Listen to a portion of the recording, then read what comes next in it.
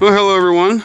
This is the moment of truth. Actually, attempt number 3, because I didn't know it, but my alternator had, the one I was using, had a internal short and was popping my fuse, and I could still spin it over because I have a remote start switch hooked up directly to the starter.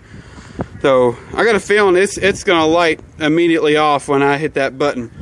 And right now I do have the exhaust disconnected because I will have to take it to a shop to have them redo the exhaust pipes going from the manifolds down to the first bend. It's like 2 feet of pipe on each side. So let's see how it goes. I got a feeling it's gonna light immediately off. There we go. You raise the idle a little bit.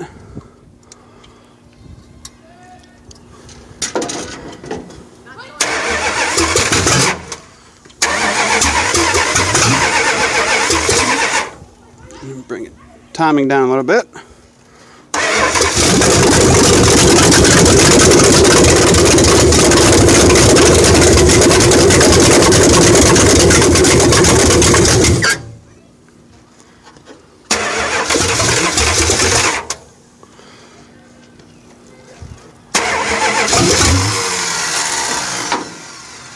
Idle up a little bit more.